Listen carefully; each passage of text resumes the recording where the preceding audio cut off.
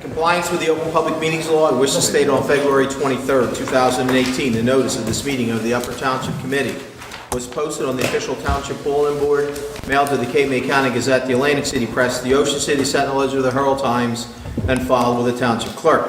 Tonight's meeting is being video recorded up until the closed session portion of this meeting and will be available on UTTV Channel 97 and on the Upper Township website. We hereby direct that this announcement be made a part of the minutes of this meeting. I would ask all to rise for the salute of the flag. I pledge allegiance to the flag of the United States of America and to the republic for which it stands, one nation, under God, indivisible, with liberty and justice for all. Barbara, would you call the roll, please? Mr. Barr? Here. Mr. Coggins? Here. Mr. Corson? Present. Mr. Young? Here. Mayor Palumbo? Here. All members are present. Would someone like to make a motion to approve the minutes, both the regular session, the closed session A and B minutes from February the 12th, 2018? Motion to approve. Second. Is there any corrections, deletions, omissions that anyone's aware of? Hearing none. Would you call the roll? Mr. Barr? Mr. Coggins? Yes. Mr. Corson? Yes. Mr. Young? Yes. Mayor Palumbo? Yes. The motion is carried with all in favor. So tonight, I think what we'll do is, before we go to the report of the governing body members, we will do the presentation because we have some folks that are here. They have their hockey uniforms on, and we'd like to call them up and honor them. These kids did a tremendous job. They're part of the Upper Township Challenger Chargers hockey team. And it's a part of the Special Olympic athletes from ages 8 to 21. And I'll call you up by name if you would come up. And my colleagues here will pass out. And I'll read the resolution after we get you up here. So would Cameron DeTroya come up?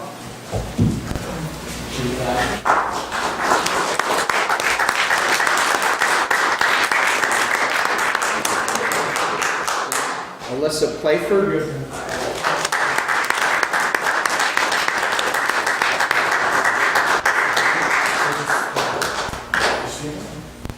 Seth Flitkoff.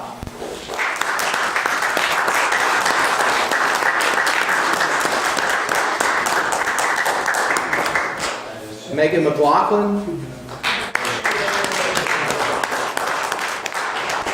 Ryan Hale. Let's Tim for him anyway. Tim Palermo.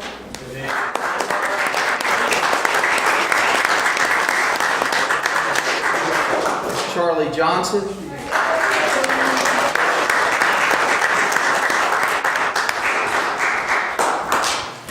Jacob Balness.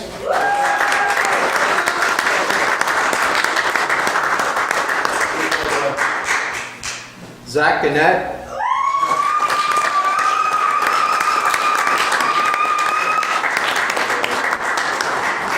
Caitlin Manson.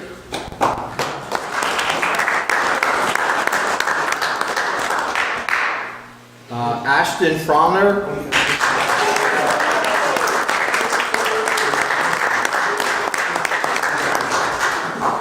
Chloe Byrne.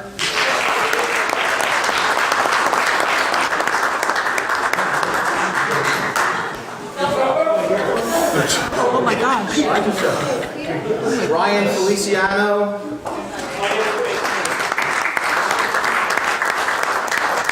Sean Carmichael.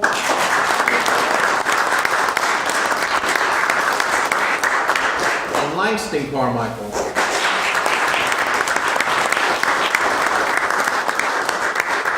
I would like to read the resolution, so it's put into the permanent record. These kids really represented Upper Township tremendously. And we can call the coaches up if you want.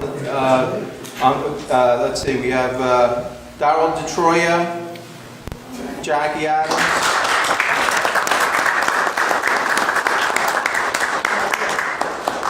Kathy Turcott,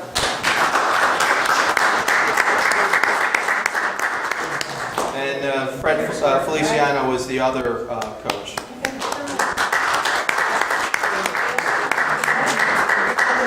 So the resolution reads, whereas the Upper Township Challenger Chargers hockey team consists of Special Olympics athletes ages 8 to 21 from Area 8 in Upper Township.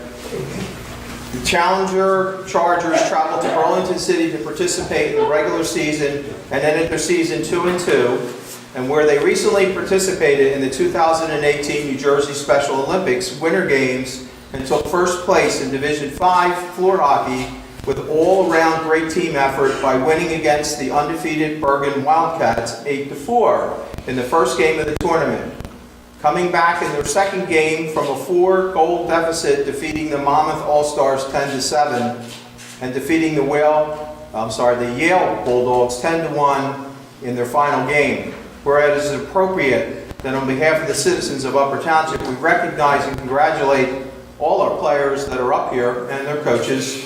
And whereas we extend this recognition and thanks to the coaches who have generously given of their personal time and service to this team, now therefore be it resolved by the Township Committee on behalf of the citizens of Upper Township to extend to the Upper Township Challenger Chargers floor hockey team congratulations on becoming the 2018 New Jersey Special Olympics Winter Game Division 5 gold medalists, and to each coach a heartfelt thanks and gratitude for the generous donation of their time and service to the young people of this community. So congratulations to all of them. They deserve a great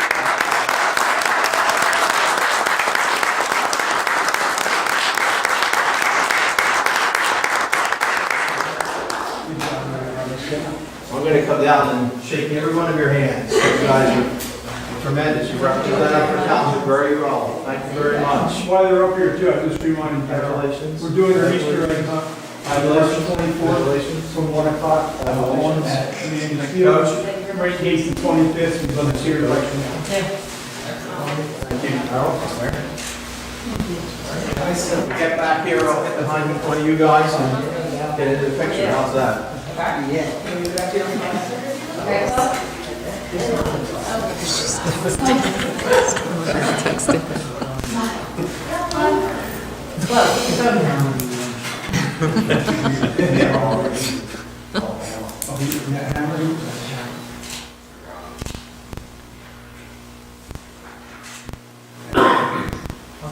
Great job, right? All right, guys.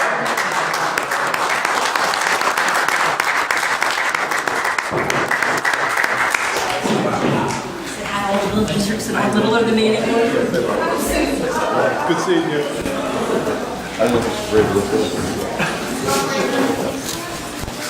So you're all welcome to stay, but I'm sure you have a lot of other things you need to accomplish. So we'll ask you, we'll give you a few minutes to get out of here. Credit for that.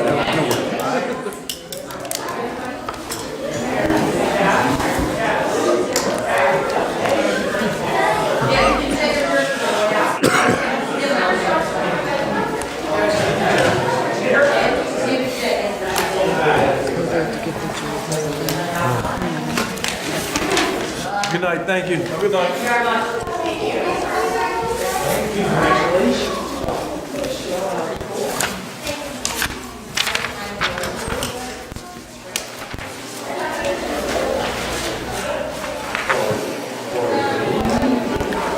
This challenge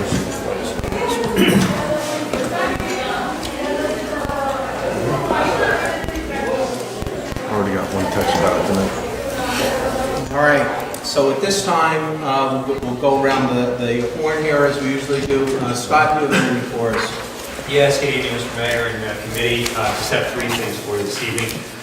One is, as you remember last year, we entered into kind of a joint effort between the Upper Township Business Association and our administration for the membership and community guide.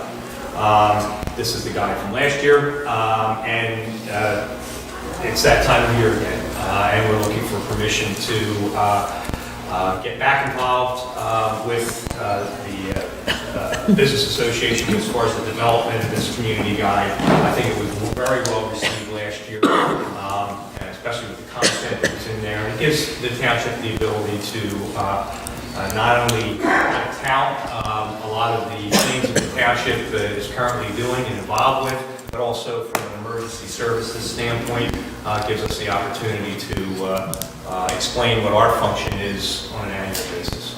So specifically, for instance, a full-page ad, I don't think the cost went up. $1,300, half-page ad is $800, quarter-page is $500, and an eighth of a page is $350. What do we do last year, full page? Two pages. Two full pages, yeah. Two full pages. I think it's important that we partner with the business community. I also think that it's important that we continue to educate what services we have to offer. We have a new website now, and I would hope that in those 2 pages we have some explanation as to the new web links that we have on there and the information that's available to people.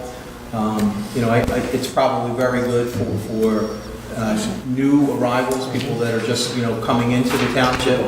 But I also think it's good for the residents that are here because there's a lot of valuable information to use.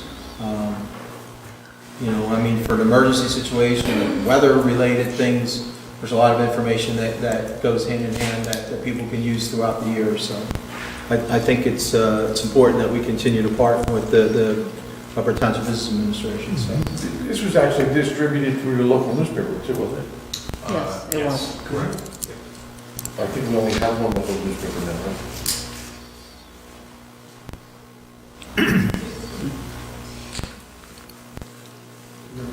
But they're outside the stores. People go into real estate agencies, they're getting them, putting them in the apartments, putting them in their trailers. And the nice thing about the magazine, as opposed to a flyer or as opposed to a tabloid, It's easy. a lot of those things, yeah, it's tangible. So you can put it by your phone. It's always there for important information. That's right. I'll make a motion to approve. I'll second. Mr. Barr? Yes. Mr. Coggin? Yes. Mr. Corson? Yes. Mr. Young? Yes. And Mayor Palumbo? Yes. Motion is carried. Do we have all of our emergency phone numbers in that? I just think if we're going to hand them out, it'd be good to make sure we have that in there for all, for fire, rescue squad, police, everything. I believe they have a separate page for those. Yeah, it's a separate page, yes. And actually, I was working with Kristen today in regard to some of the things we were just talking about that will be going into the... By the way, I have to congratulate Kristen. She won a state award, right, for the press or something? Congratulations. Congratulations.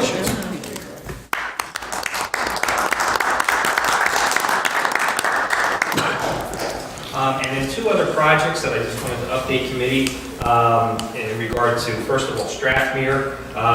We've been working over the past several weeks on the crossovers. Roy has reported to me that specific crossovers at Randolph, Sumner, Tecumseh, Vincent, they've all been what they refer to as torn out and new gravel added to the tops of those. And that's just the first phase of completion. And then Webster and Whittier, they've had the same done, plus they've completed the fencing that also goes on those. So we're well underway, and we do have an obligation to be off of the beach by March 15th from the New Jersey DEP standpoint, and also the birds. Plovers. So plovers. So we have to be cognizant of that. And so we're well underway on those projects, and of course we'll start then phasing in the stairs that need to be replaced over there for safety issues. And the last thing I'm going to bring the committee's attention, we've been working over the past several weeks on the senior center. We ran into some issues with their heating and HVAC systems. And we worked with not only our Public Works Department, they stayed on top of this, but also with the King County facilities operation down there. And over this past Monday, they actually came up on the holiday and they installed supplemental electric baseboard heating. It'll work hand in hand with the heating, the heat pump system that is currently installed there and has been there for quite some period of time. And then we also have some areas or issues with the air conditioning system that they're also going to work with us and help us resolve those issues before the hot days of summer. They'll be upon us very soon. So those are the issues I have. Scott Playground, Yes. Scott Playground, where are we at with that? I know that is underway. I think Paul, we could report on that tonight, but I can give a report. They've got the subgrade brought in. They were just waiting they're using the roller that they're compacting with the crossover. As soon as they're done with crossovers, they're going to bring that over to compact that subgrade material, and then we'll be able to continue on, get the curbing in and fencing and get the structure installed. We're online, make sure we're up and running for, yes. Yes. We'll meet the deadline. okay. Okay, and so you're confident that they'll be able to address the air conditioner part of that? And by the way, thank you for coming in, because it was a holiday for you as well. I know that you and I were corresponding back and forth. I don't get off President's Day or whatever, but I know you came in, and thank you for that, to address the issue, so. Yeah, I was working with Anne Marie McMahon, the supervisor, boss down there, the director, and she said she was going to have their HVAC guy work with Mike Jones to coordinate. Is the electric baseboard a temporary fix? It's a supplement to that heating system. I guess you have to understand the heat pump process. Well, I understand the heat pump When it process. dumps, when it dumps below I'm a just certain trying to figure temperature. out why they didn't put in, we had natural gas there, a gas backup system instead of burning up the electric, that we're going to be Right. responsible. I think what happened, honestly, the system was flawed when it was put in. It was. Yes. And this was such a cold January that it just pushed the system to the max. Right. And that's why we're seeing this. We didn't see this at all last year. So, And these are newer baseboards. You can control them individually, and then also too, they're much more efficient than some of the older units. So, and again, it's just supplemental, so it's not going to be used all the time. We were very cognizant, I talked with Barb on that, as far as electric concerns. But yeah, we also brought that up. We did have And another I don't know why they didn't do it, normally when you get a building like that, that's what they did, they put in Right. a backup heater with natural gas or something, so you have Sure. it. And another thing I wanted to add, I also found out indirectly from Larry Truly, the person caretaker of the property. He brought to my attention some issues that they were having with electrical wires that run from the poles that have the outside lighting from the parking lot. Some of the trees that had overgrown into the wires, there were some definite concerns there during any type of storm situation. Those could easily, because they're laying right up against the electrical wire. So I did make contact last week with Ronnie Town from Lake City Electric, and they're going to send a crew out to take a look and see what exactly they can do as far as cutting those back. Good. And addressing the lights. Okay. Barbara, do you have anything for us? Nothing to report this evening, sir. Thank you. Daniel? Nothing at this time, but we do have a number of items for closed session. Okay. Paul? Thank you. I just want to report that it looks like they've finalizing all the permitting for the asbestos removal, and they're hoping to start that project at the old Township Hall on 12th of March, so that I'll keep you up to date at the next meeting if that work does get started.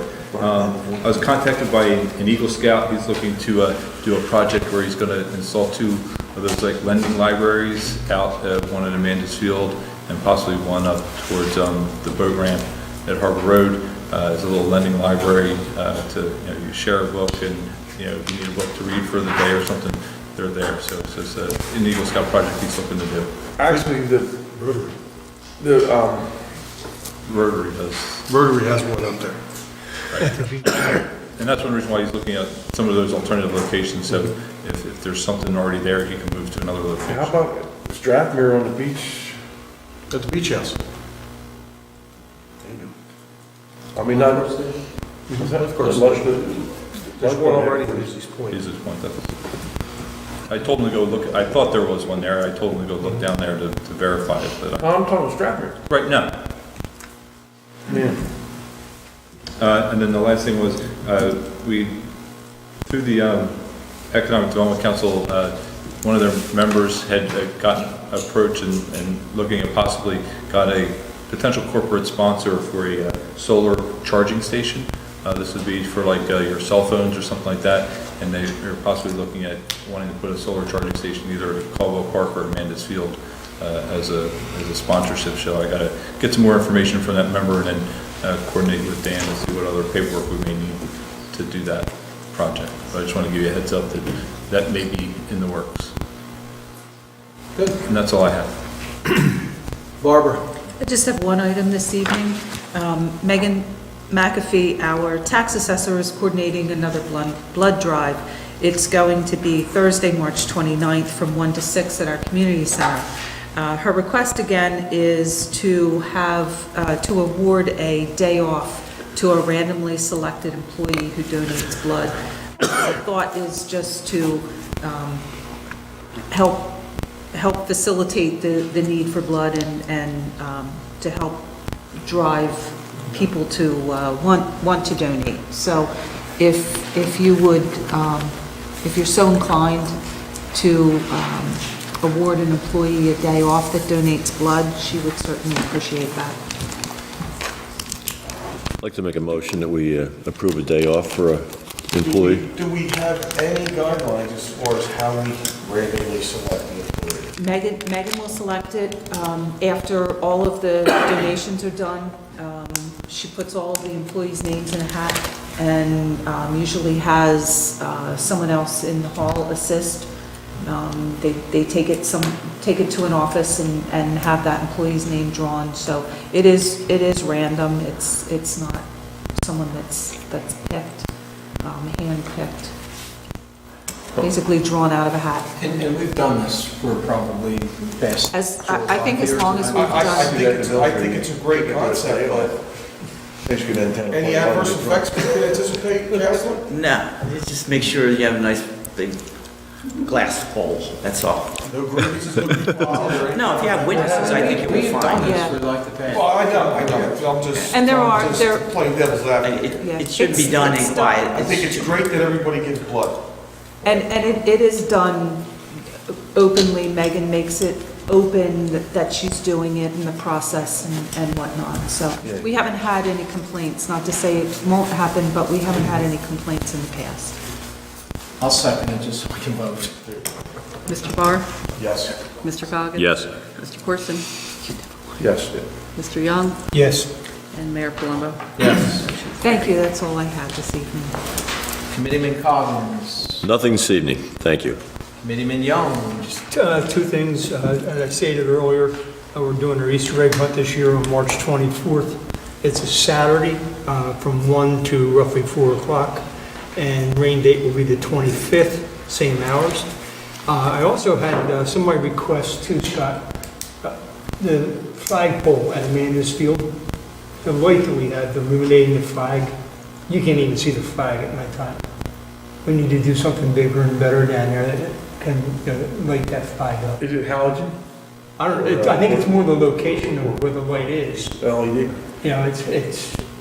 It doesn't even reach the top of the, So just maybe, we just need to increase the size. if we can look into that and try to, There's a guy at Billows, that I know works at Billows there, and he actually would probably come up and spec out a light for us, but obviously we're obligated to, just trying to. He's I looking to was sell a light. by the other you know, night, I could see about 3/4 of the way the flagpole on the bottom of the flag, that was it. Beating down the light bulbs from So, the museum. other than that, that's all I have. 20 grand there on my camera. Great. Deputy Mayor. Do we have any other rounds of leaf pickup, brush pickup? Roy, leaf pickup, the next round, April. April? Okay. Then you do Dennis while we're out there. Nothing to report? Okay. Committeeman Corson. Thank you, Mr. Mayor. Year to date, we had 749 dogs licensed, and we had, our last rabies clinic was the 17th of March. We had 88 dogs and 27 cats vaccinated for 111 doses of rabies vaccine, so it was, I actually went to the rabies clinic, the first time I've ever been there with my dog, because I was away on vacation and missed it. You have like 6 dogs. No, I have 4. So, But For his own shot. But three of the dogs made it to their doctor's appointment, the other one didn't, because he was on vacation with me. So me and the dog went, and we met the girls from the clerk's office, we posed for pictures, we had a good time. The dog wasn't real happy getting shot, but Good job. it was actually, it was a well-organized event, and I was kind of surprised with the amount of dogs, that there was no dog fighting or cat fighting, or I had to hold my dog because he was very interested in the cat in line in front of us, so, I mean, it could have got ugly, but that's all I had, Mr. Mayor. All right, I just have a couple things. One, Barbara Young and Joanne from our municipal clerk's office, there's a conference. It's a 3-day conference. It's May 2nd, 3rd, and 4th. The reason why I'm bringing it before the committee is that the cost is $325 to register. And these are things that are necessary for both the registrar and clerk's CE credits. And it's something that I feel that it's a good thing for both of those women. It's at Caesars or something? Atlantic City. So I saw Atlantic You City. guys will be day tripping, I take it? Yes. So I'll make a motion to approve so we can send them to get their certifications. Second. Mr. Barr? Yes. Mr. Coggins? Yes. Mr. Corson? Yes. Mr. Young? Yes. Mayor Palumbo? Yes. Thank you. Thank you very much. Also happy to report that,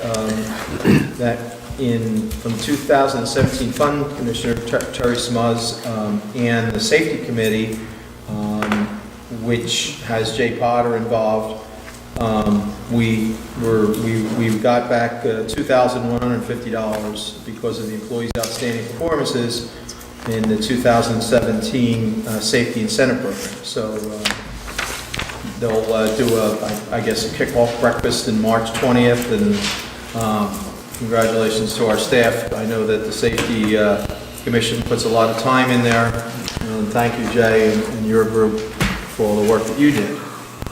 And then finally, I went this morning over to Ocean City at the Music Pier. There was a rally opposing oil drilling off the New Jersey coast.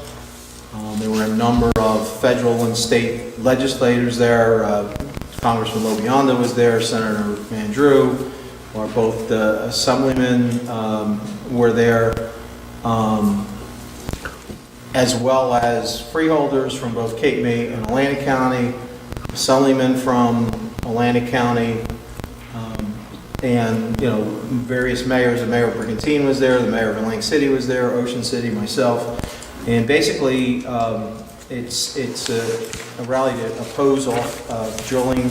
The drilling that's being proposed is within a 3-mile limit. So literally, you'll be on the beach and you could potentially see these oil rigs if it were to ever come to that. And I don't think we have to go any further than to remember what happened in the Gulf, in Louisiana, and Alabama, Mississippi, the Panhandle of Florida, when all that, from the BP offshore drill leaked, and there was just devastation all over the beaches. In fact, they're still cleaning it up, like 4 or 5 years later. So I'd like to see us do a resolution in support of the opposition to drilling off the coast. It really, I know that there's been talk, apparently Florida got off the hook, although it sounds like they're back in it again. And so I just think it's important for our economy and for our lifestyle and everything that we appreciate here in Cape May County and Upper Township, that we oppose this and don't allow drilling off not just our coast, but anywhere in New Jersey, and hopefully the other states will do the same thing. So I'd like to make that motion, and we'll put a resolution together. Second. Mr. Barr? Yes. Mr. Goggins? Yes. Mr. Corson? Yes. Mr. Young? Yes. Mayor Palumbo? Yes. And that's all I have. So, Barbara, if you would do the resolutions. Okay. Item number 2, the resolutions appointing Thomas J. Smith to act as special legal counsel regarding tax court matters and matters in which the regular township solicitor may have a conflict of interest. Move the resolution? Second. Mr. Barr? Yes. Mr. Coggins? Yes. Mr. Corson? Yes. Mr. Young? Yes. Mayor Palumbo? Yes. Motion is carried. Item number 3, appointing Douglas K. Walker to serve as an additional municipal public defender on an as-needed basis. Move the resolution? Second. Mr. Barr? Yes. Mr. Coggins? Yes. Mr. Corson? Yes. Mr. Young? Yes. Mayor Palumbo? Yes. Motion is carried. Appointing Jerry H. Steiner to serve as an additional municipal public defender on an as-needed basis. Move the resolution? Second. Mr. Barr? Yes. Mr. Coggins? Yes. Mr. Corson? Yes. Mr. Young? Yes. Mayor Palumbo? Yes. Motion is carried. Item number 5, authorizing a building and electrical permit fee refund to Sunrun Incorporated for 111 Reading Avenue in Upper Township. Motion to authorize? Second. Mr. Barr? Yes. Mr. Coggins? Yes. Mr. Corson? Yes. Mr. Young? Yes. Mayor Palumbo? Yes. Motion is carried. Item number 6, tax refund for Block 453, Lot 213.03, Block 453.10, Lot 334.42, Block 567, Lot 53.10, Block 577, Lot 20, and Block 650, Lot 60. Motion to authorize? Second. Mr. Barr? Yes. Mr. Coggins? Yes. Mr. Corson? Yes. Mr. Young? Yes. Mayor Palumbo? Yes. Motion is carried. Item number 7, the resolution for the 2018 revised temporary budget. Motion to approve? Second? Mr. Barr? Yes. Mr. Coggins? Yes. Mr. Corson? Yes. Mr. Young? Yes. Mayor Palumbo? Yes. Carried. Item number 8, authorizing the purchase of additional recycling collection equipment and for the chief financial officer to withdraw funds in the amount of $15,420 from the account entitled Recycling Trust Account for such purposes. Move the resolution. Second? And this is, question here, but this is for the big recycling 3-yard cans. How many of them is that? An additional 20 we're ordering. Okay. Okay. Mr. Barr? Yes. Mr. Coggins? Yes. Mr. Corson? Yes. Mr. Young? Yes. Mayor Palumbo? Yes. Motion is carried. Item number 9, approving the application of the Tuckahoe Volunteer Fire Company for highway coin drops on Friday, July 27th, Saturday, July 28th, and Sunday, July 29th of 2018. Move we grant permission? Second? Mr. Barr?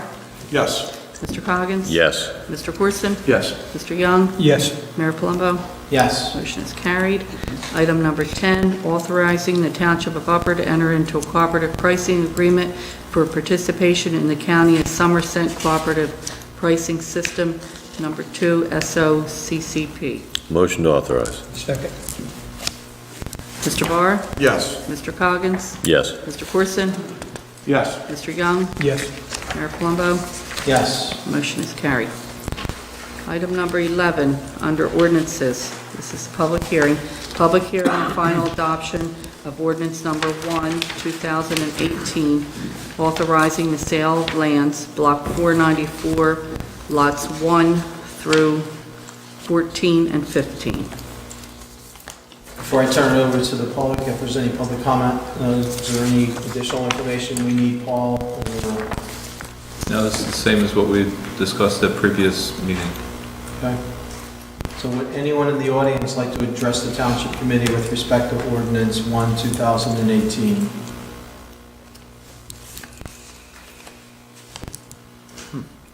Let the record reflect that there was no public comment. I'll close the public portion and entertain a motion for adoption. Motion to adopt? Second?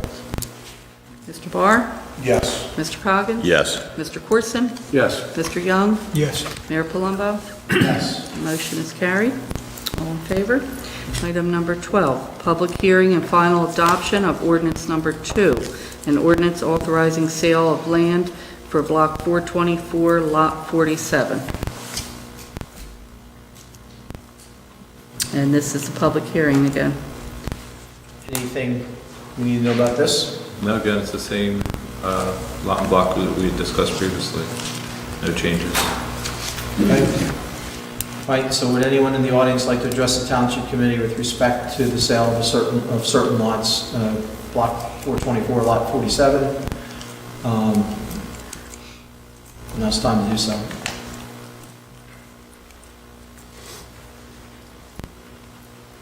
All right, let the record reflect there is no public comment. Close the public portion and entertain a motion for adoption. Motion to adopt. You got a first and a Second. between the Second. two. Please call the roll. Mr. Barr? Yes. Mr. Coggin? Yes. Mr. Corson? Yes. Mr. Young? Yes.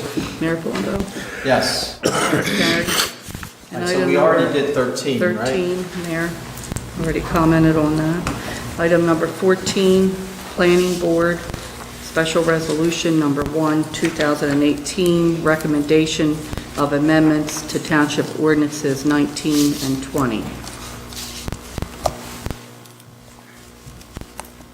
All right, so I'm going to ask Paul to comment, and Hobie, if you have anything to comment on as well. These were some items that, were referred to the planning board to be reviewed. The planning board, if you notice in the resolution that the planning board adopted, they reviewed and discussed these items in about 6 different public meetings where they had, comment, they had interaction with the public and a lot of debate. There was several items that were initially in that ordinance that talked about, limiting the number of trailers on certain size lots. That was removed. So it was a lot of back and forth and items that were included. A lot of the items, several of the items that are included are, there's some floodplain information that, if you remember, last year we amended our flood hazard ordinance in October to reflect some changes to what FEMA and the DEP wanted in our flood hazard ordinance. There's some companion information in our land use ordinance that requires those changes.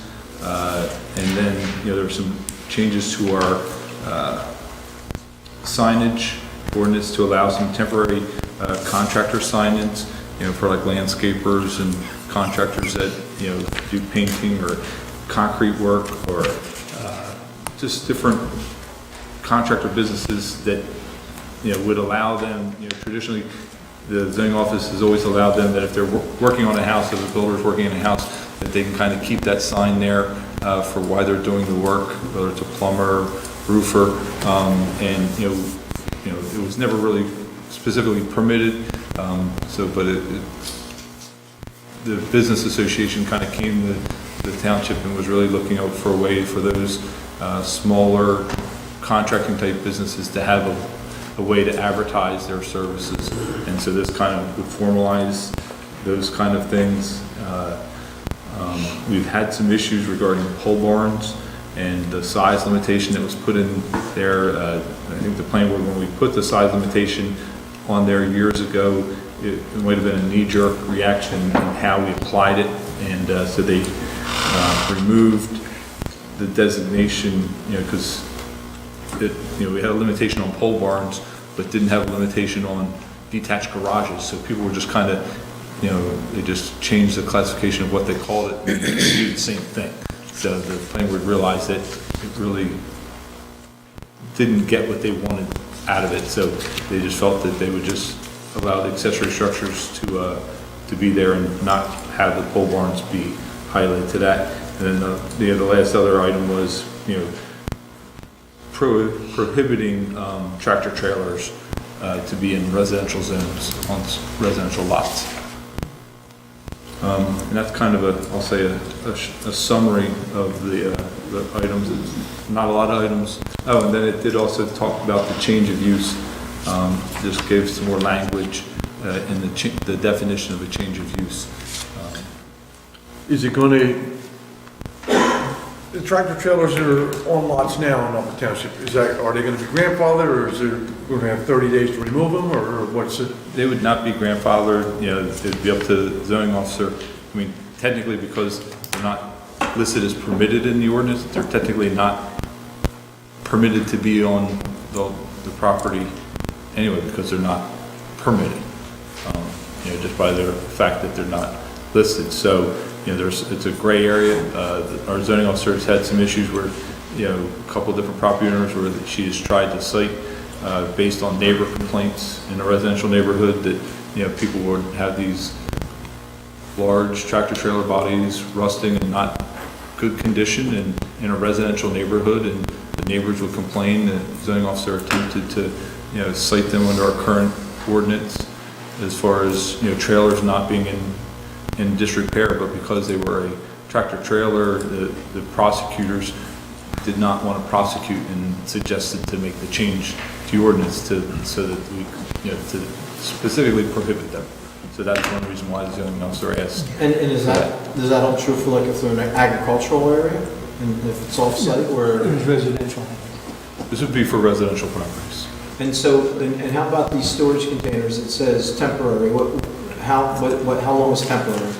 I Like believe. 45 days, Paul? 45 And that would be days. like for, 45 days, but that's like for those pods, the storage pods, where sometimes if you're moving, you have the pod dropped in your front yard, they load it up and you take it away. A lot of other people have used them that if they're doing some remodeling in their kitchen or bedroom and they want to take all the furniture out while they, do some renovation in there, so it's for a short-term period, but it does allow,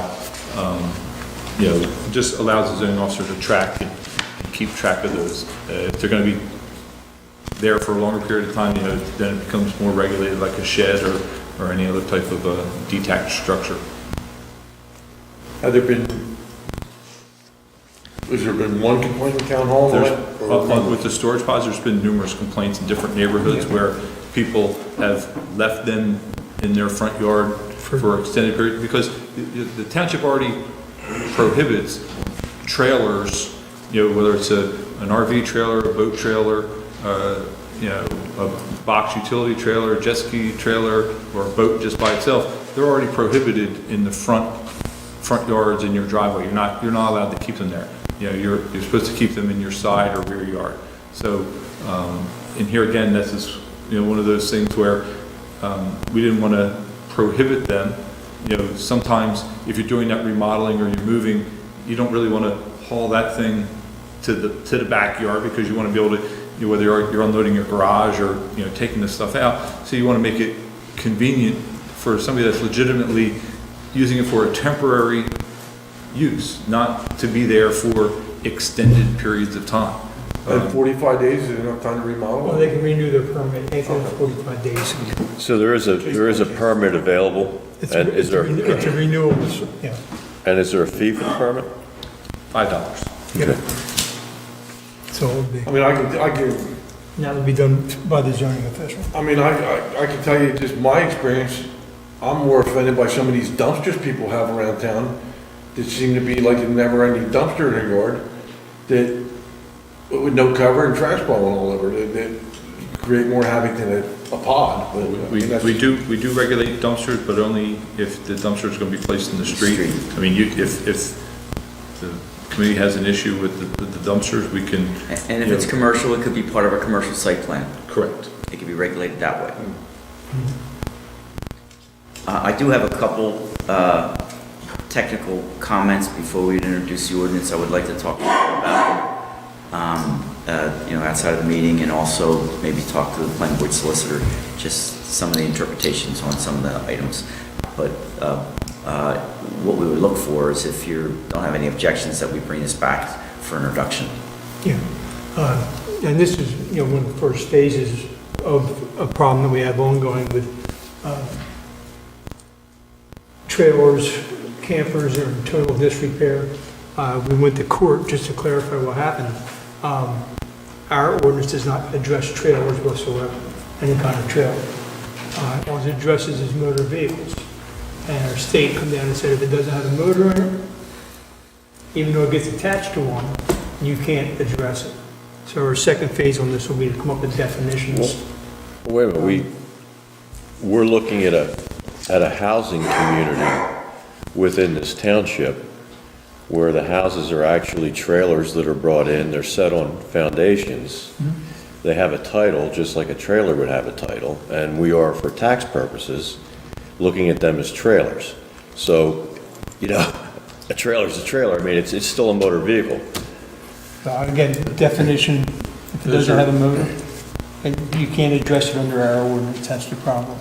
We're not, it's a separate issue from mobile home parks. Mobile home parks are governed Totally under a different. totally different ordinance, and we have issues for that. This is regarding RV trailers, camper trailers that are, you know, we have some residents within the township that take a camper trailer and fill it with household items and different items, and essentially use it for a storage trailer, and then allow it just to rot out, rust, and just become in a deteriorated condition.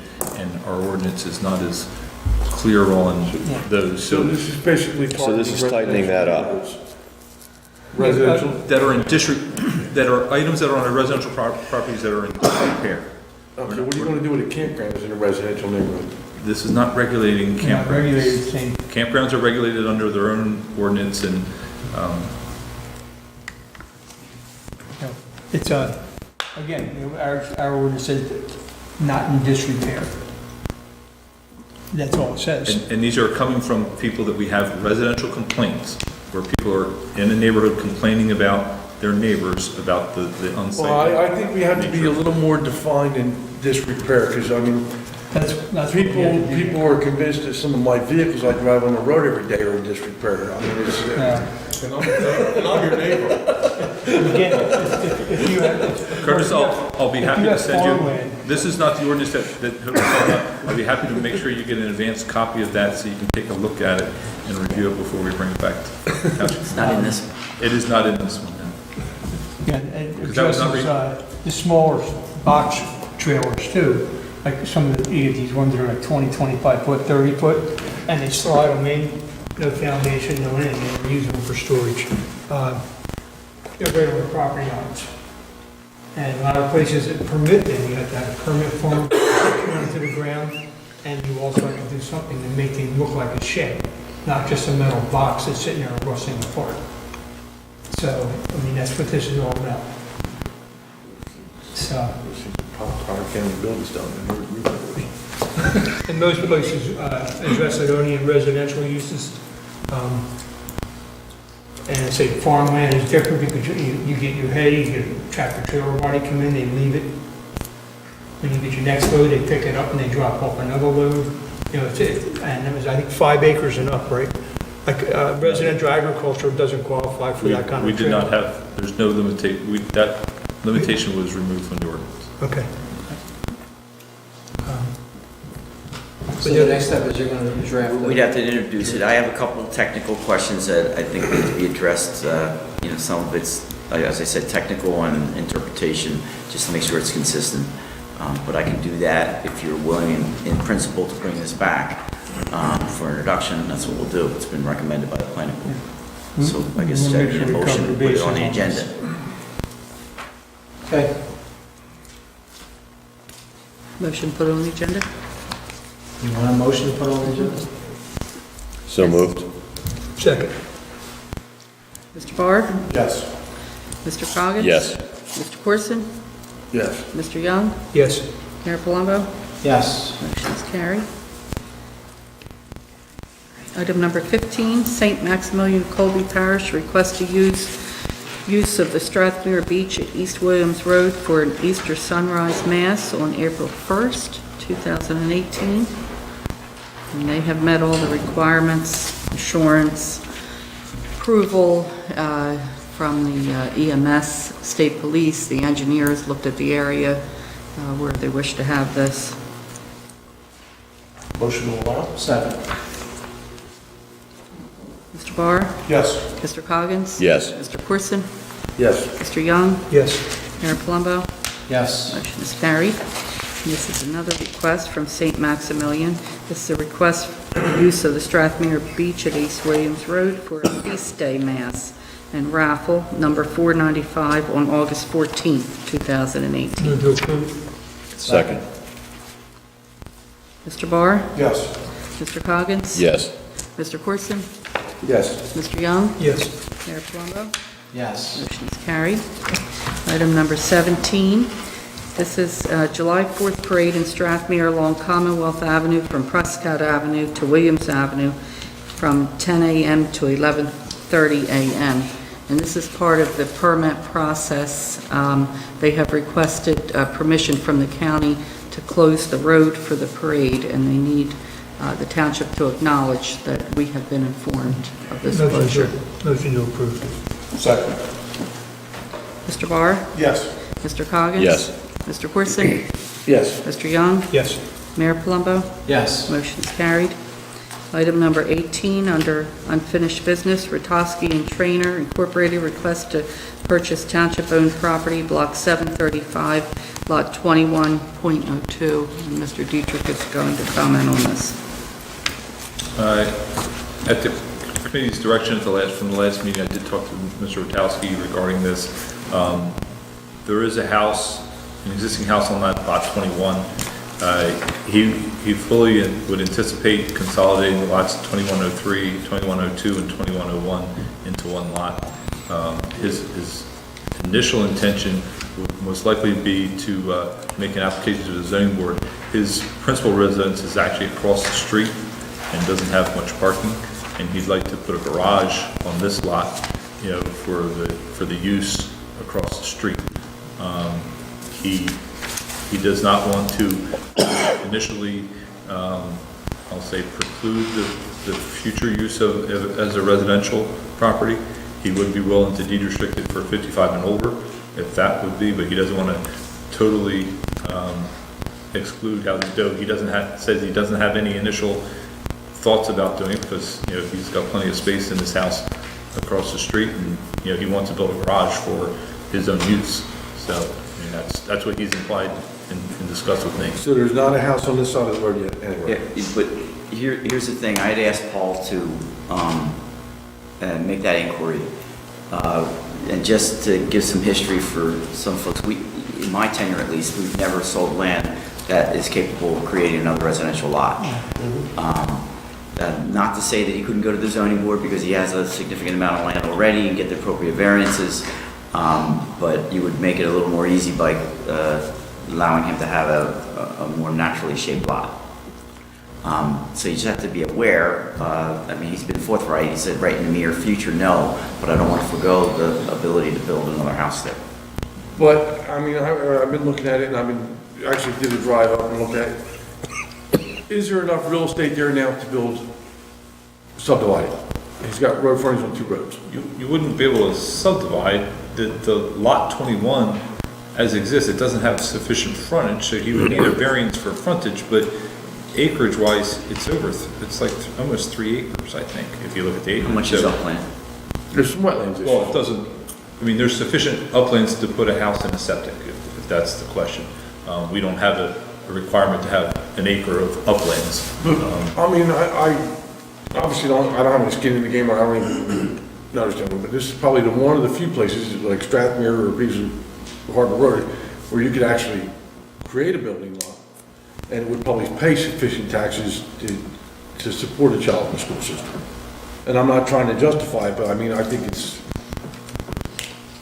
is a very odd-shaped piece of property that we own, and obviously Lot 22 and Lot 20 was vacated years ago. But we have past policy that we used to do, correct?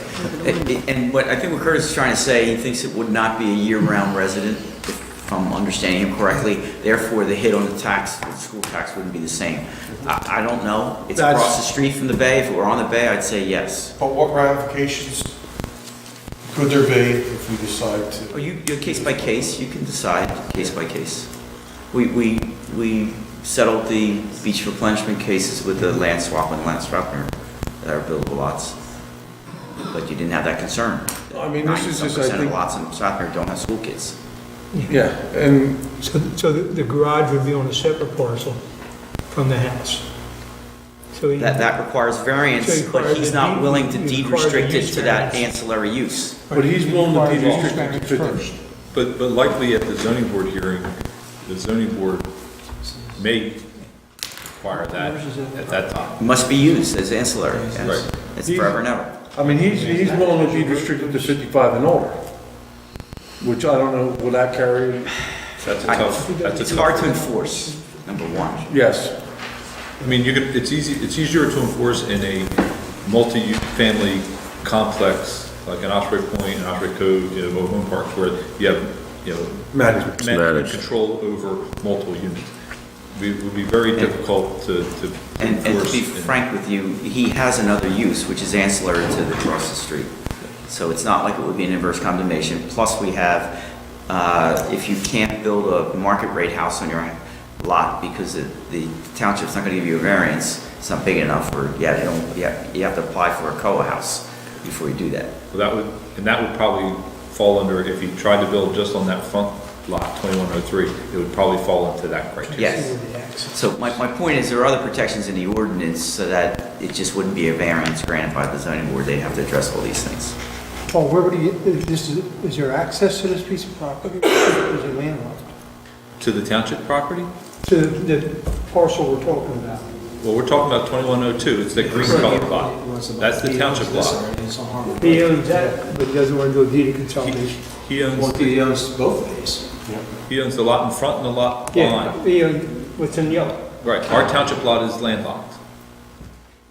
So if we own a lot, Why this can't, has preserved no public interest, the public Correct. can't get to, Correct, and it'll never be anything.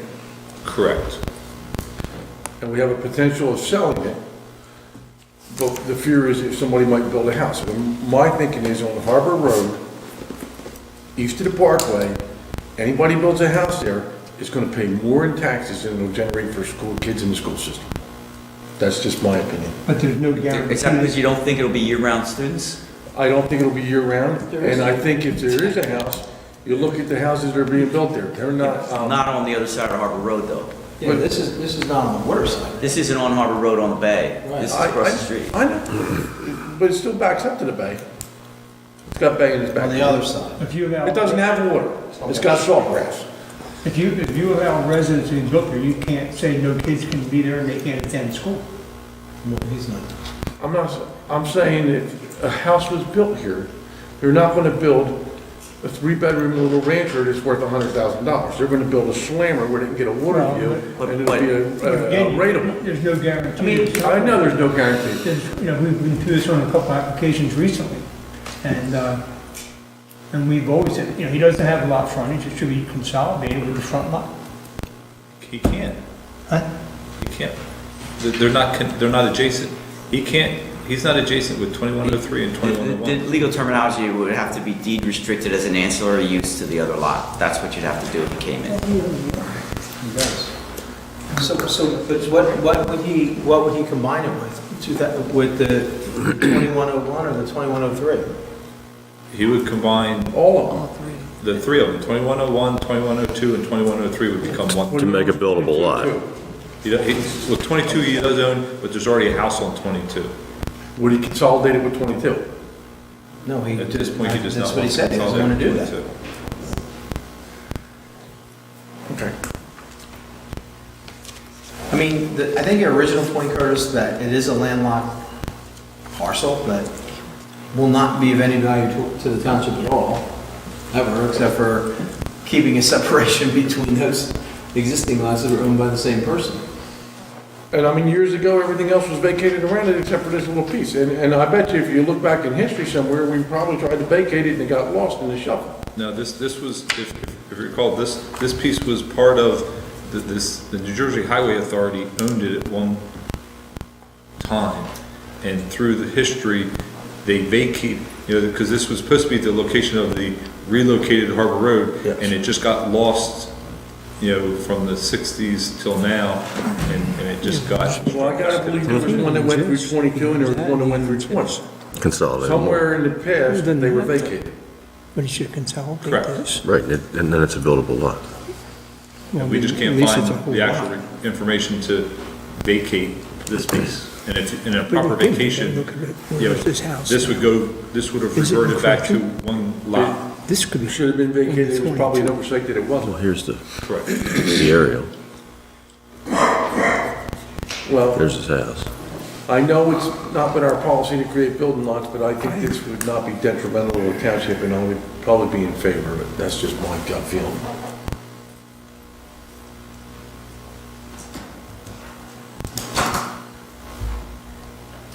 Anybody else have any input?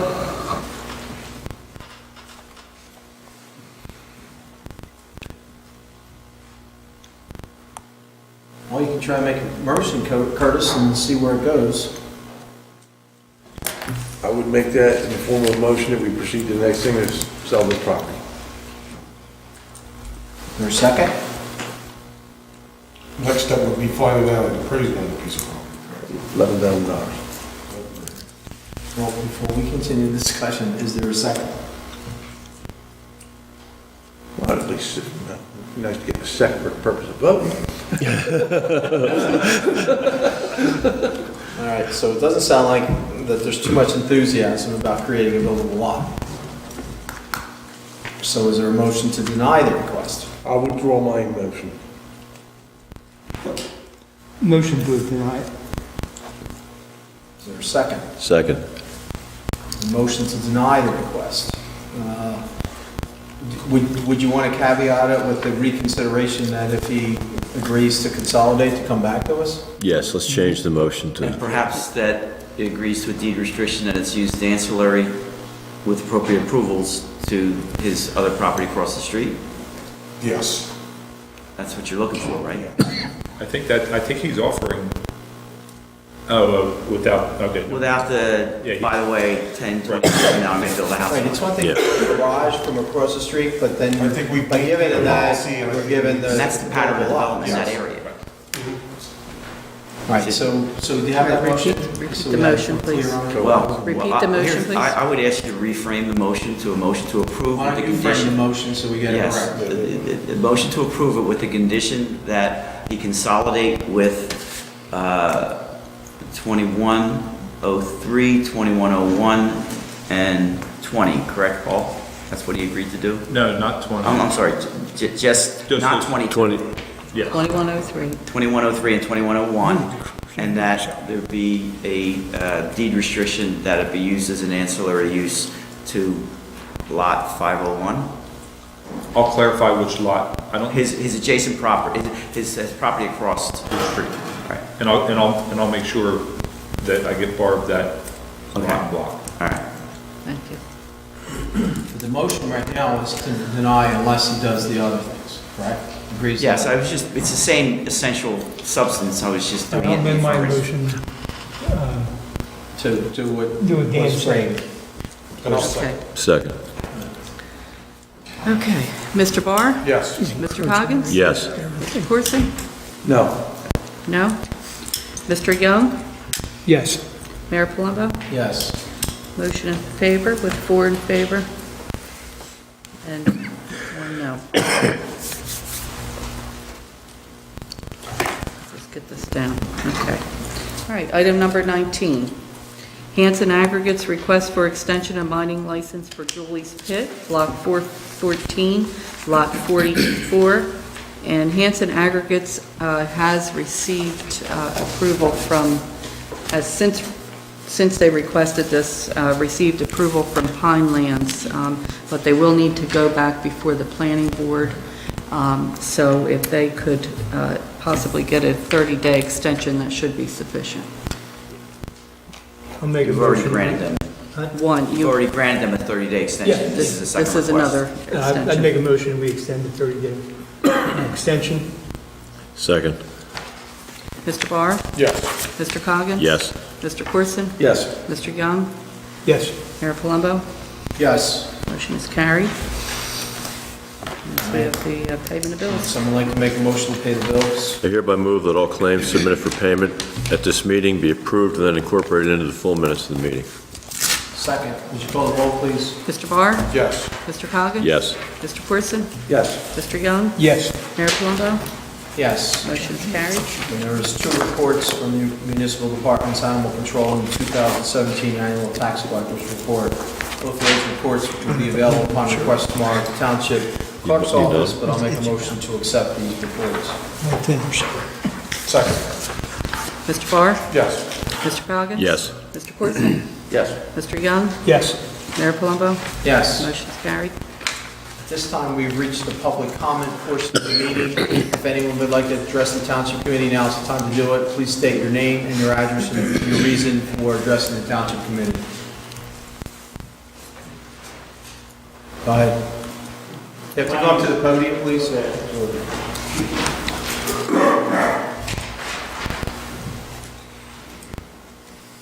Hi, thank you. My name's Rick Spackman. I live at 33 Seaview Avenue in Business Point.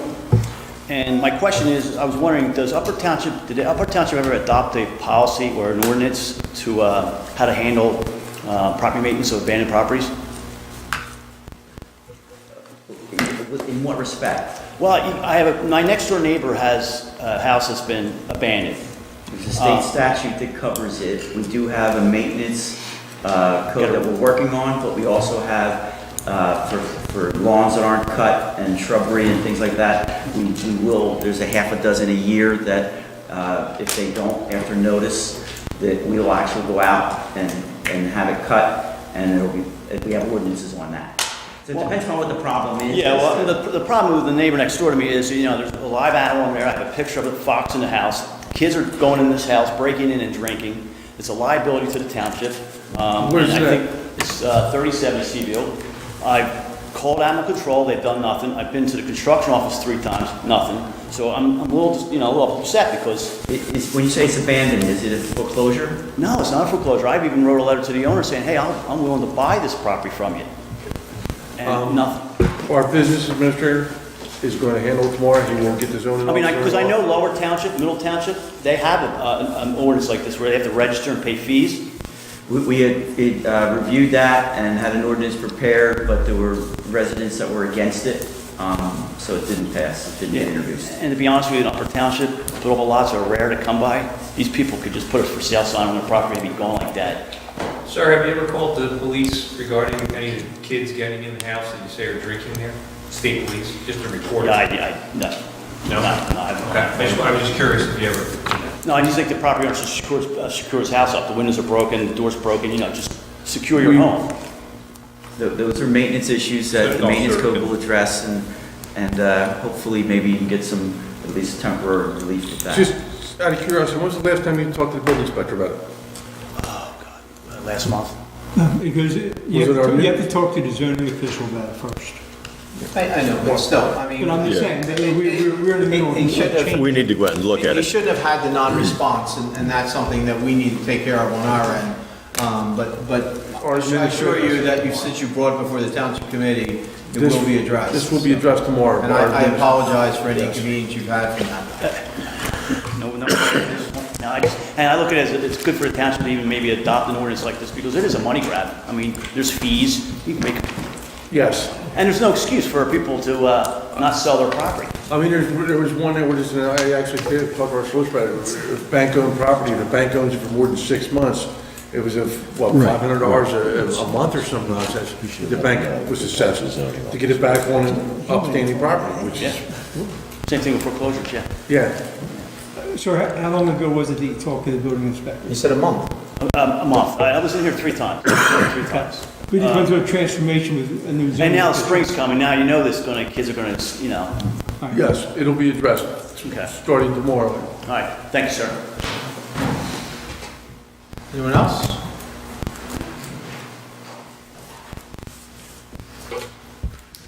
Karen Mitchell, 21 Williams Avenue. I have a couple things to go over. One would be the covering of dumpsters.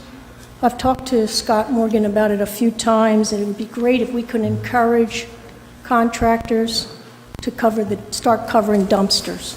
I was here about a year ago and said that this was an issue, and it continues to be one. So maybe we could encourage them by, maybe when they take out the permits, to say that this is going to be enforced, to cover dumpsters at night. The winds are horrendous, so what happens is all the construction debris ends up in neighboring yards, in the dunes, or out in the marshland. And it would be great if they could cover them every night. And I have addressed it with Dory to make sure that what he's doing is not only over Stratford, but in Upper Township proper, that he comes across those to reiterate that to the any of the contractors and make sure that things are Is that in our ordinance currently? It is, Yes. Okay, yeah. It's Let me just- huge. The enforcement people are the public works and construction officials. Okay. And second of all, the proposed light at the boat ramp in Strathmere, I'm sorry, what the was it? proposed light that's going to be installed at the new boat ramp in Strathmere. One of the issues I think that we're having in all of Upper Township is we're losing our dark sky.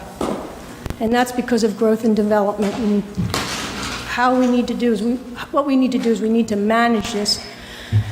One of the gems that we have is that we can look up in the sky and we see the stars. It's a magnificent treat that we have here that you don't often get in areas that are fully developed.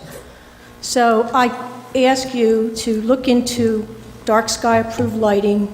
Paul and I have talked about it a number of times. Try to minimize the ambient light and also a motion light. So it's only used when needed.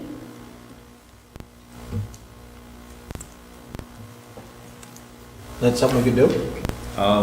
Can't do that to Atlantic City Electric because Atlantic City Electric has a standard set of lights. If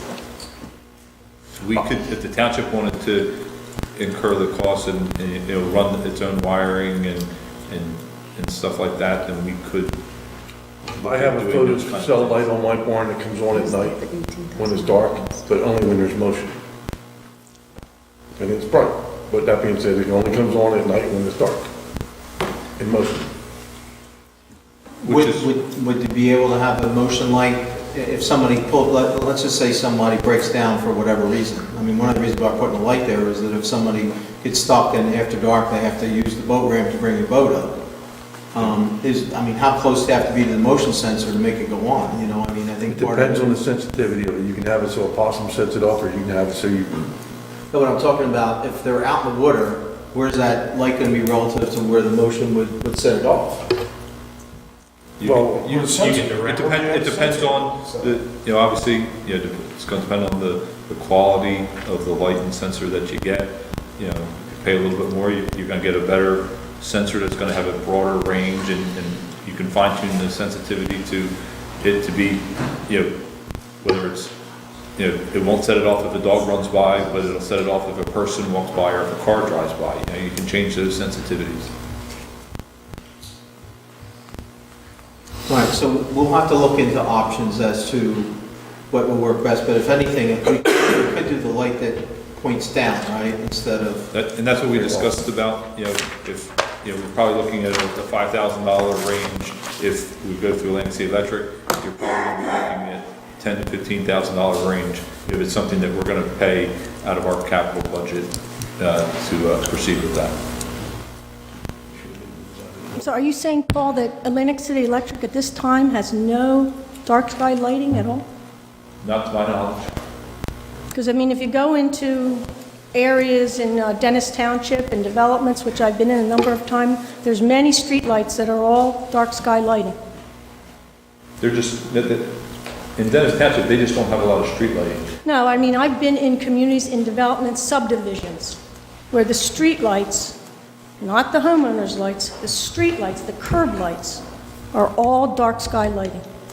They're just traditional older lights. No, they're not. Which there could be a possibility that when they made the development, that the contractor put that lighting in. I can't say, Possibility. but I think before, there's no sense in going back and forth until we see what could potentially be available to us. We certainly will take, your concerns under consideration on how best to handle it.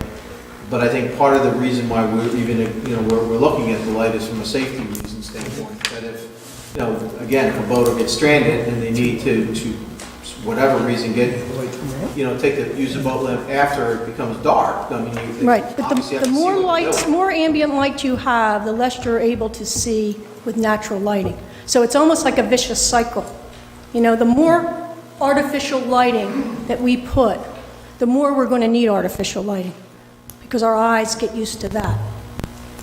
You actually can see better when there isn't ambient lighting, with the light from the sky. So I'm sure this is a problem not only in Strathmere, but everywhere that's being developed today. I would think they'd have some alternative because, with the turtles and everything, that they have to become more cognizant. So, we'll see what's available and then we can get back to make a Okay, I decision. mean, I know, I've gone on their website and they just vow to be very environmentally conscious, green and the whole 9 yards, and I would find it very hard to believe that they haven't come up with something today that's addressing this issue. Because this is not the first thought of They're it. saying what the public wants to hear too. They're saying what people want to hear. Maybe, but I mean, this is not something new. This is something that's been around for a while, and it's becoming more and more of a problem. And if we want to hold on to what makes us special in Upper Township as a whole, we want to hold on to our dark sky, because it's magnificent and it's beautiful. And it's not what you find in surrounding communities. We're one of the last to have it. So we should do everything we can to keep it. Thank you. Anybody else?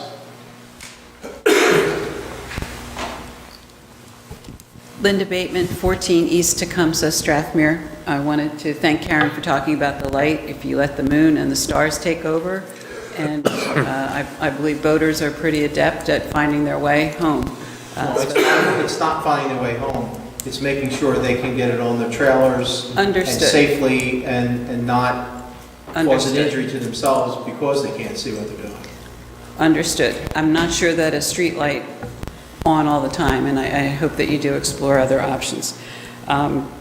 Also, and it's late now, but at the last meeting, there was talk again of the bulkhead and a new surveyor getting new data, so I'm hoping that's still moving along in the pipeline Getting prices and figuring out options on how to find that information. to get this That's right. an entirely different process even from the budget or anything. Right, but That's- you had mentioned, and Right. there was talk of having it ready for this meeting. That is a goal to accomplish sometime this year, or at least get prices and everything that we need to do. It's not going to be something that we're going to be able to handle overnight. No, I understand, but I wanted to ask about the progress. What I would like a clearer understanding on is how much our taxes are projected to go up. And I wrote down several different numbers, and I guess I've managed to confuse myself.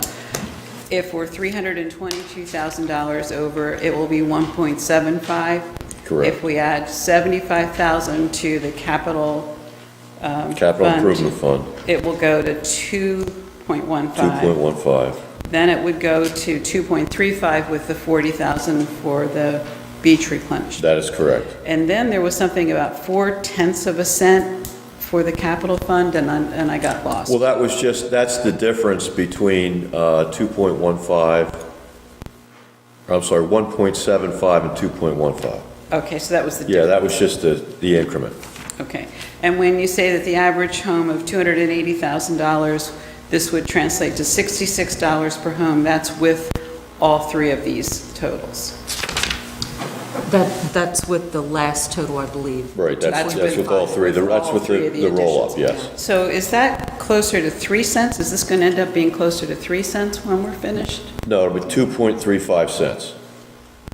Okay. And I understand that we were turned down on being able to see the numbers that you were talking about tonight. And so for the next meeting, that information will be made public? Correct. At that meeting, before the meeting? How will we? It probably will be the next morning. After the meeting? Correct. Okay, so and when will the budget actually be brought for a vote or for final? Well, it's going to be introduced at the next meeting, and then there's a 30-day period before we can, so there can be public comment, written comment through that, and we'll have a public hearing, whatever that date is. We're aiming for the first meeting in April, which would be the second Monday in April, for the adoption of the budget. Okay. And the last thing, and I'm sure that this is not a budget thing, but I have some concerns about the beach budget and the projections for, it was hard to figure out what Mr. Henley was talking about. Expanding into Whale Beach, is that something that's part of the plan, or was that It's not part news of this tonight? year's plan. He has right now a temporary stand that is on, what's that last?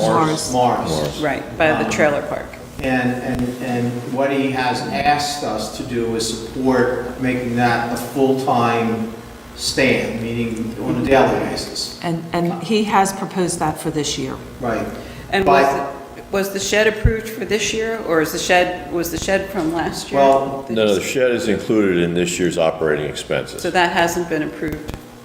That would be part of the budget that's pending approval. Okay.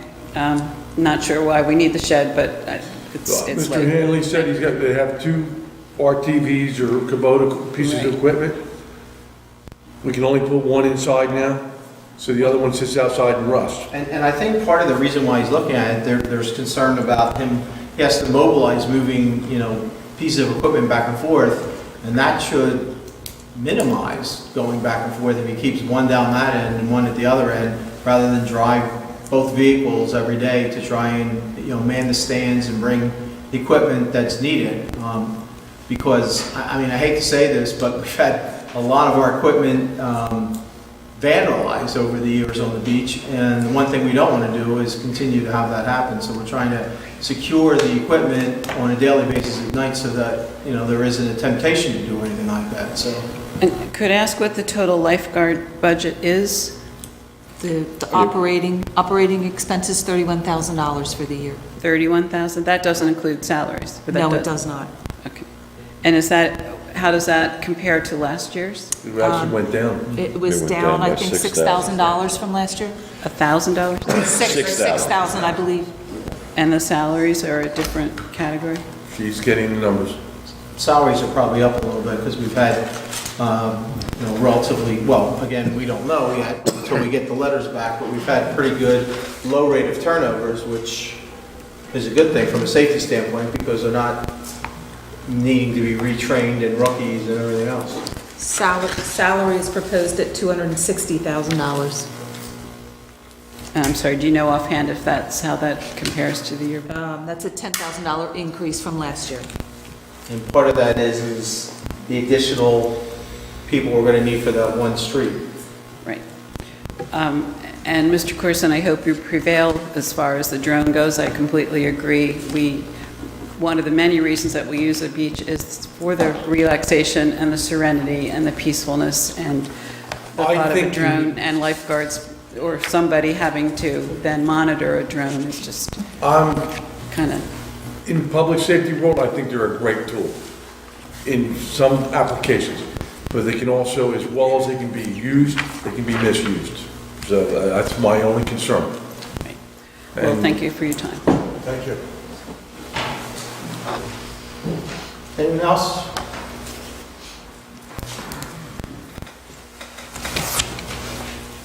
Mind if I stay here? Go ahead, that's fine. Are you picking him up, just so, otherwise we'll ask you to come up? No, wait. If you're uncomfortable walking away back, how about, can you get closer to this mic so we can pick you up? He's got it. All right, we got you. Okay. So you have to state your name and your address. It's Bob Senna, it's 2010, Route 631, here. Okay, under new business number 14, about the tractor trailers. I didn't quite understand what just happened here. I'm not familiar with it. Did you take a vote?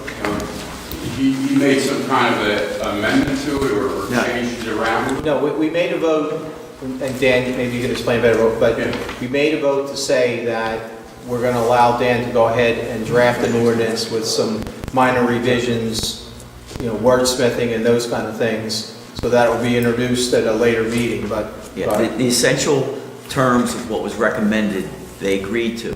I had some technical questions, so what has to happen now is that I'm going to get those clarified, and then at a future meeting, the amendment to the ordinance will be introduced, then it'll be published, and then another meeting about a month later, it'll have a public hearing. So if someone wants to give input on the terms of that ordinance before they vote it into law, they can. Okay. So can it go back to the planning board for some kind of compromise, like, first, this next year, we could have permits for tractor trailers? And just to speak about that, the one sitting on my lot has been there since '88. and they built the rescue squad building in such a way that I'm gonna have to, well, first of all, it'll take a while to get them roadworthy. Generally speaking, if they pass an ordinance that's citywide, it means that's the rules. And if you want to have an exception to the rule, you generally have to go to the zoning board and say, this is why it's different, this is why it's a hardship, this is why it's a public benefit to allow me to have this exception. So that's generally what happens. You don't usually write into an ordinance that, okay, this is what our rule's going to be, but this fella doesn't have this, or you can't really do it that way. So, But I don't believe they considered that you could maybe have a permit for one for the next year or something, and let people figure out. I don't know what the planning board considered or didn't consider. Well, from a compliance standpoint, I mean, I think he's talking about a compliance standpoint. Not to go into a lot of detail, Shelley's been working with this property owner for several years about cleaning up his property, because beyond just having a tractor trailer on the property, he has many other things on his property that are not approved.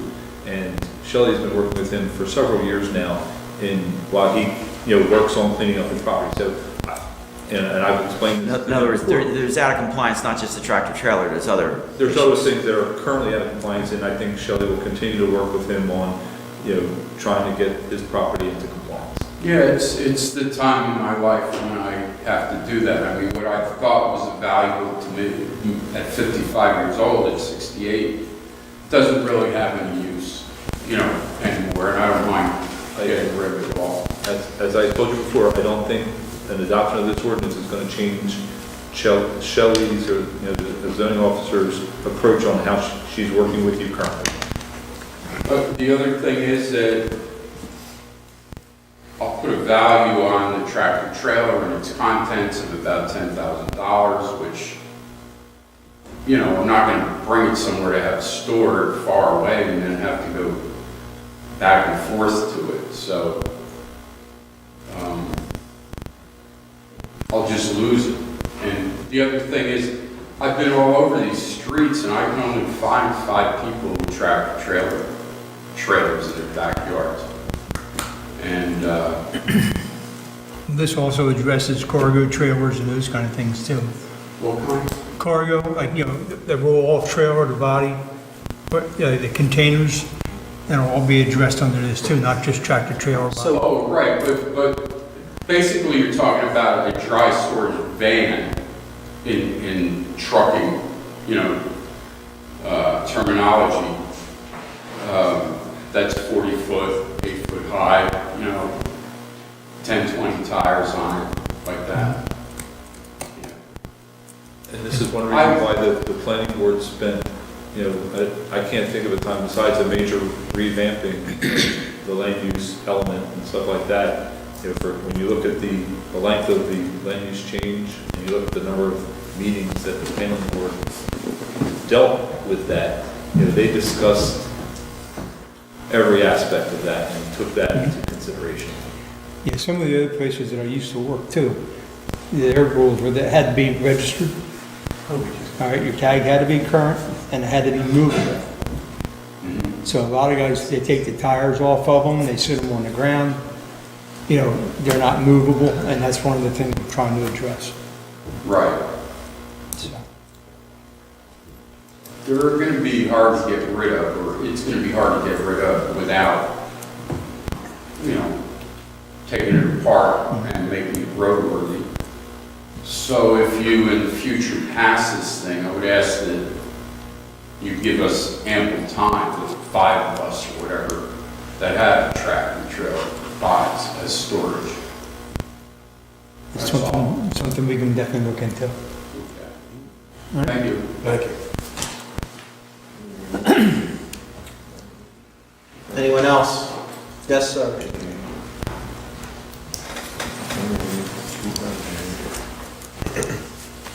Charles Osborne, 560 Route 50, Petersburg. I have 2 of those trailers that we're discussing this evening, and also a Connex box. Like Mr. Young said, that's the kind that gets rolled off a tractor trailer, like a C-box. And I try to keep mine in good condition. I certainly don't mind continuing to do that, but for me to lose those is going to cost me unbelievable amounts of money. I go to the flea market, I do events, and it's part of my livelihood.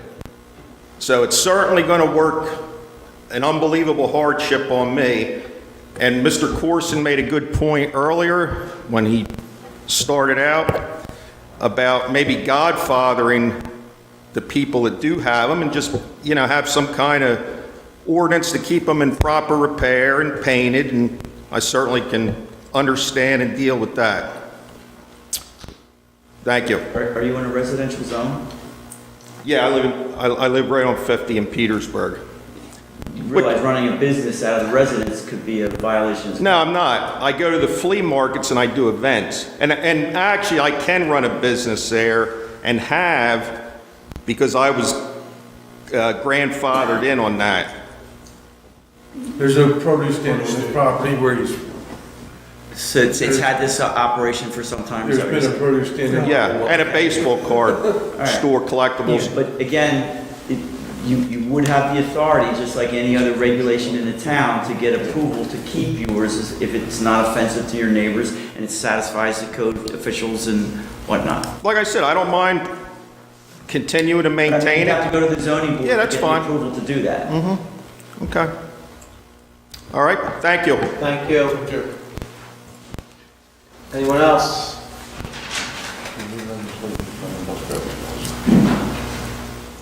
Natalie Neese, 759 Route 50 in Petersburg.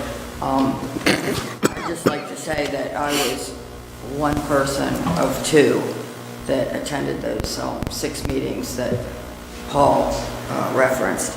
And I wish that there would be a better way to get these issues out to the public about the pods and the tractor trailers, the storage issues, and the pole barns. The pole barns were what concerned me.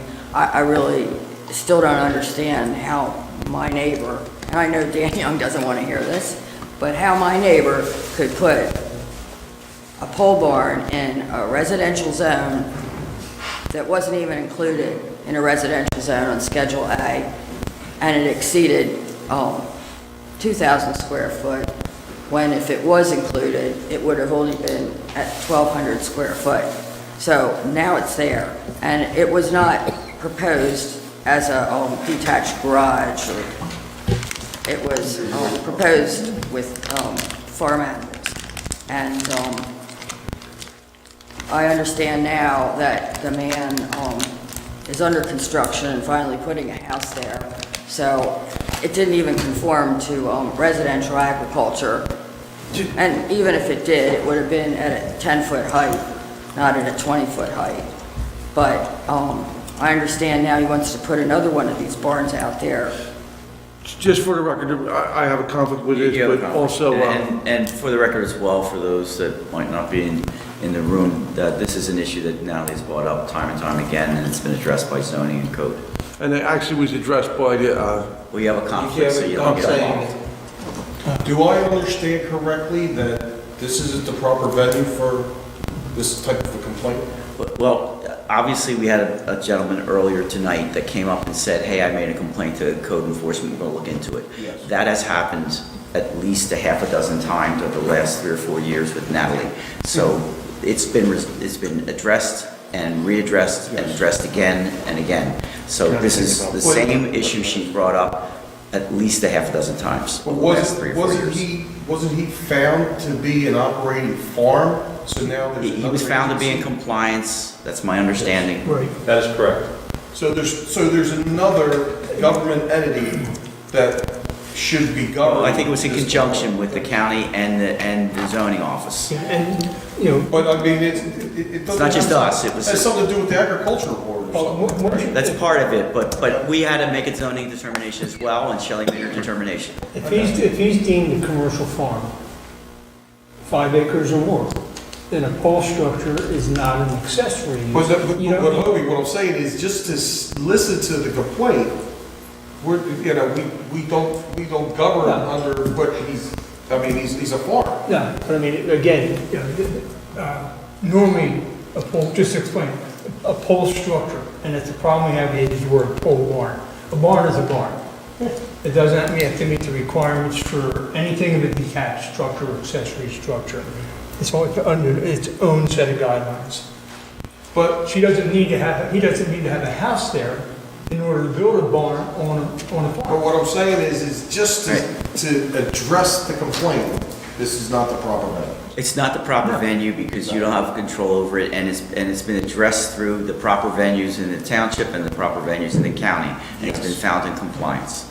And this is why we need to change to the pole barn definitions and clean those up, because, again, you can build a house as a pole structure. Not because, Not because this of this. Not because it is, no, I'm just saying. That was. It needed to be cleaned up. It's understood. It just, the ordinance needed to be cleaned up. Do you understand that now? I understand that by the master plan, the property is residential, has been for more than 30 years. It was taxed. It was never farm. Again, Maybe in the these issues have 1800s. all been investigated by the zoning officer, and the zoning officer has made a determination. Natalie's been made aware of that. She had the right to appeal that determination to the zoning board and did not. That's where that has to go, is the zoning board. Well, it's too late now because the determination, I'm sure, was made many, many months ago. Well, how many animals are you going to allow on this property? If he's Does working Shelley farm. determine that too? How many animals go on it? We don't She have tried a, to say it was residential agriculture, and it was not a farm we don't have until a January. requirement, do we? We used to have up to 2 horses per acre. We don't, it's a whole You're different not even thing. discussing, this is not a residential agriculture, this is a commercial. It's a farm. And he can operate as a farm under the Right to Farm Act in the state of New Jersey. But he could not do that until this past January 30th. So he, without the zoning, he was running commercial use out of there for the last year and a half. He didn't even have the 2 years in farming that he was supposed to have to get the farmland assessment. Okay, but the township looked the other way and let him, sell food products and whatnot off that property. Well, Natalie, It affects me because I have 3 properties, 3 residential properties within 200 foot, and one adjoins that property, okay? And the railroad goes through there. I understand there aren't a lot of other people in this township that have land that are being affected by what this man's doing. There's properties all the way around it. And There's nobody a else. railroad that goes over 1,000 feet down there. On the north side of it, on Tuckahoe Road, there's houses that are butt all the way down. And nobody has made a complaint about it. So, bottom line, it was deemed a farm. It is a farm. But it was not deemed a farm until Right. January 3rd. I'm not we're going gonna around in argue. circles here, and Excuse me, I'm not arguing that fact. It is what it is. We followed the proper procedures. Our zoning official made the findings. She did all the research, and it was deemed that it's still an operating farm. It's out of our hands and everybody else's hands. So, we're just gonna have to live with it, or you gotta go to court. is there anyone else who would like to address the Township Committee?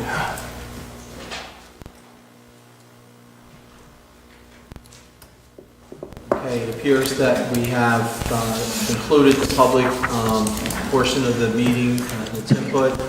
I'll close the public portion of the meeting, and I'll turn it over to Mr. Coggins for a motion to go into executive session. I hereby move that a resolution be incorporated into the minutes authorizing the Township Committee to enter into an executive session for the following matters pursuant to the Open Public Meetings Act. The matters are personnel, litigation for affordable housing, and for tax appeals, contract negotiation for the 4th of July fireworks display, for the Cape May County Open Space Farmland Preservation, Block 383, Lot 1, and Block 247, Lot 2, for Cape May County 18 Sunset Road, for information technology services, for a conflict attorney, for a grant consultant, for a municipal engineer, and for the collective bargaining agreement. I also included in my motion that the estimated time and the circumstances under which the discussion conducted in closed session can be disclosed to the public as follows. It is anticipated that the matters discussed in closed session may be disclosed to the public upon the determination of the Township Committee that the public interest will no longer be served by such confidentiality. With respect to employment and personnel matters, such discussions will be made public if and when formal action is taken, or when the individuals involved consent that it can be made public. With respect to contract negotiations, such matters will be made public when negotiations have ceased and there is no longer a reason for confidentiality. With respect to litigation matters, such discussions will be made public when litigation is complete and the applicable appeal period has expired. Second. Call the roll, please. Mr. Barr? Yes. Mr. Coggins? Yes. Mr. Corson? Yes. Mr. Young? Yes. Mayor Colombo? Yes. Motion is carried. Appreciate all of you attending this evening, appreciate your input. Please drive safely home tonight.